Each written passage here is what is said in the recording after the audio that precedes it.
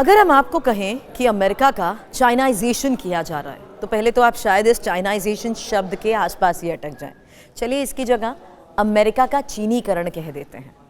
फिर भी आप ना समझे हों तो पहले ये बता दें कि जो कुछ हम आपको अब बताने जा रहे हैं उसे जानकर आपके पैरों तले ज़मीन खिसक जाएगी। आप हैरान परेशान हो जाएंगे। दरअसल सीरियल साजिशों के सूत्रधार चीन ने इस बार एक ऐसी साजिश रची है जिसकी आप और हम कल्पना भी नहीं कर सकते।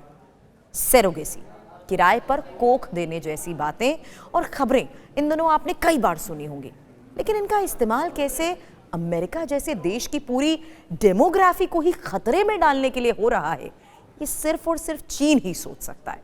सोच ही नहीं सकता बल्कि कर भी सकता है, और चीन ने इसकी शुरुआत कर दी है। चलिए आप पहले ये पूरी कहानी जान लीजिए जो बहुत ही विस्फोटक है। दरअसल बड़ी तादाद में चीनी पेरेंट्स रेंट अ वूम पॉलिसी से अमेरिका को छल रहे हैं, और इस चीनी साजिश का जरिया बन रही है खुद अमेरिकी महिलाएं। इसके लिए चीनी नागरिक अमेरिकी महिलाओं को बच्चे पैदा करने के लिए हायर करते हैं। खासतौर से चीन के बुजुर्ग दंपत्ति इस तरह से बच्चे पैदा कर रहे हैं। इससे चीन के ये बच्चे ऑटोमेटिक रूप से अमेरिकी नागरिकता के हकदार हो जाते हैं। तरकीब कुछ ये अपनाई जाती है कि पहले चीन या यूएस में इन विट्रो फर्टिलाइजेशन से चीन पेरेंट्स के भ्रूण बनाए जाते हैं, और इस भ्रूण को एक अमेरिकी महिला में प्रत्यारोपित कर दिया जाता है।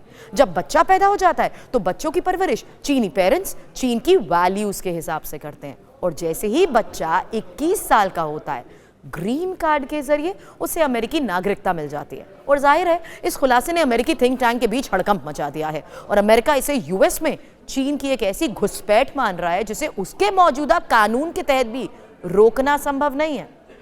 अब तक आपने चीन की सैन्य साजिशों के बारे में तो सुना ही होगा, उसके आर्थिक अधिनायकवाद के बारे में भी पढ़ा होगा, उसके भौगोलिक विस्तारवाद के बारे में भी जाना होगा। इससे आप क्या कहेंगे? अब इसे अमेरिका का चाइनाइजेशन कहें या चीनीकरण या फिर कुछ और? सवाल तो उठता ही है कि क्या आने वाले समय में विश्व चीनी डीएनए से ही चलेगा, क्योंकि अमेरिका से जो शुरुआत हुई है वो पता नहीं और कहां-कहां तक फैल रही है। इसकी जानकारी भी तो सिर्फ चीन को ही होगी।